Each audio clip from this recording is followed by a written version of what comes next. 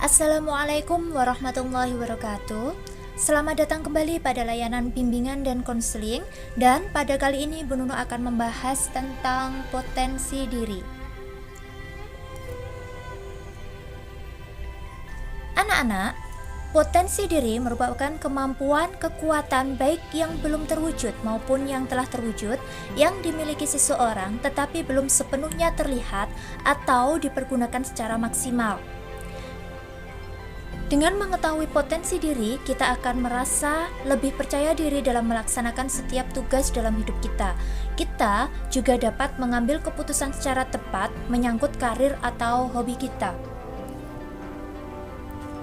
Nah, setelah kita mengetahui definisi dari potensi diri di atas, kita akan membahas macam-macam potensi diri pada manusia. Manusia memiliki potensi diri yang dapat dibedakan menjadi 5 macam, yaitu potensi fisik, potensi mental intelektual, potensi sosial emosional, potensi mental spiritual, dan potensi daya juang. Baik anak-anak, kita akan membahasnya satu persatu. Yang pertama adalah potensi fisik. Potensi ini dapat diberdayakan sesuai fungsinya untuk saling membagi kepentingan untuk memenuhi kebutuhan hidupnya. Menurut contohkan di sini, yaitu kita mempunyai hidung untuk mencium bau, kemudian mempunyai tangan untuk menulis, kaki untuk berjalan, telinga untuk mendengar, dan mata untuk melihat. Baik, kita ke potensi selanjutnya, yaitu potensi mental intelektual. Potensi diri ini adalah potensi kecerdasan yang terdapat di otak manusia, terutama di sini adalah otak bagian kiri. Fungsi dari potensi ini yaitu untuk merencanakan sesuatu, menghitung dan menganalisis. Potensi diri yang ketiga yaitu potensi sosial emosional. Potensi diri ini sama dengan potensi mental intelektual, tetapi potensi ini terdapat di otak manusia bagian kanan. Fungsinya yaitu untuk bertanggung jawab, mengendalikan amarah, motivasi, dan kesadaran diri. Potensi yang selanjutnya yaitu potensi mental spiritual. Potensi ini merupakan potensi kecerdasan yang berasal dari dalam diri manusia yang berhubungan dengan kesadaran jiwa, bukan hanya untuk mengetahui norma, tapi untuk menentukan norma atau untuk menemukan norma. Potensi diri yang terakhir adalah potensi daya juang. Sama seperti potensi mental spiritual, potensi daya juang juga berasal dari dalam diri manusia dan berhubungan dengan keuletan, ketangguhan, dan daya juang yang tinggi. Anak-anak, orang yang mempunyai potensi ini tidak akan mudah menyerah dan putus asa. Dia selalu mempunyai semangat juang yang tinggi. Baik anak-anak, dari sini Bu Nunu akan ajak kalian untuk mengenali potensi diri sendiri. Yang pertama yaitu kenali diri sendiri. Bagaimana caranya? Coba kalian buat daftar pertanyaan. Di sini Bu Nunu akan memberikan contoh pertanyaan. Yang pertama, apa yang membuat Anda bahagia? Yang kedua, apa yang Anda inginkan dalam hidupmu? Yang ketiga, apa kelebihan dan kekurangan Anda dan apa saja kelemahan Anda? Kemudian, jawablah pertanyaan ini secara jujur dan objektif. Mintalah bantuan keluarga atau sahabat untuk menilai kelemahan dan kekuatan Anda. Dari sini nanti kalian akan mengenali diri kalian sendiri.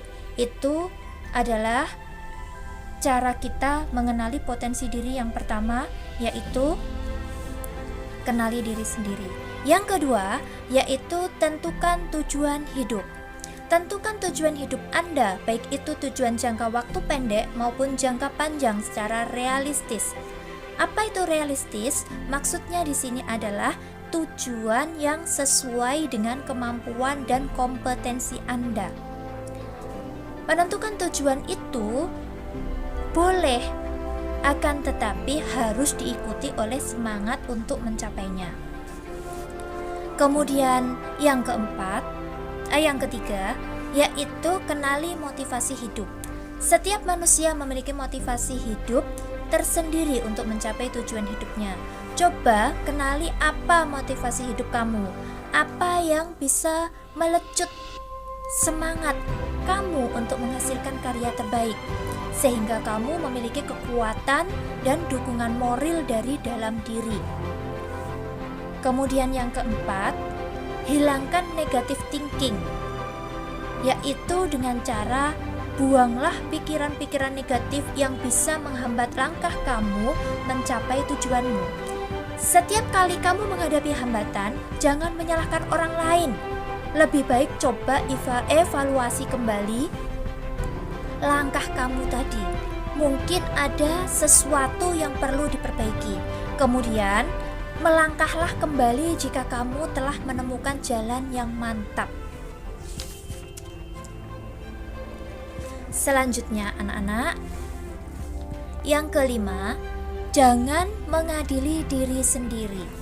Jika terjadi sesuatu yang tidak diinginkan dalam mencapai tujuan kamu, jangan menyesali dan mengadili diri sendiri berlarut-larut. Hal ini hanya akan membuang waktu kamu dan energi kamu saja. Lalu bagaimana caranya? Apa yang harus kamu lakukan? Bangkit dan tataplah masa depan. Jadikan kegagalan sebagai pengalaman dan bahan pelajaran untuk maju. Itu tadi beberapa cara untuk mengenali potensi diri sendiri. Selanjutnya, menggali potensi diri. Di sini ada beberapa faktor yang dapat membuat potensi kamu bisa tergali. Yang pertama, yaitu kamu harus percaya diri. Kurangnya percaya diri bisa menghilangkan kesempatan kamu untuk menggali potensi diri kamu. Akan tetapi, ini tidak akan menghilangkan potensi yang sudah ada pada diri kamu. Yang kedua, kamu harus memiliki hobi dan minat. Jika kamu mengerjakan sesuatu yang kamu sukai, bahkan sebagai hobi atau minat, pasti akan menghasilkan sesuatu yang memuaskan untuk dirimu sendiri. Jadi, cobalah gali potensi yang sejalan dengan minat kamu. Akan tetapi, yang bukan menjadi minat kamu, jangan sampai kamu lupakan. Kemudian yang ketiga, yaitu pergaulan. Misal, jika kamu punya pergaulan yang baik dengan orang yang pintar, maka kamu akan menjadi pintar. Kenapa demikian? Karena teman itu besar pengaruhnya untuk kita.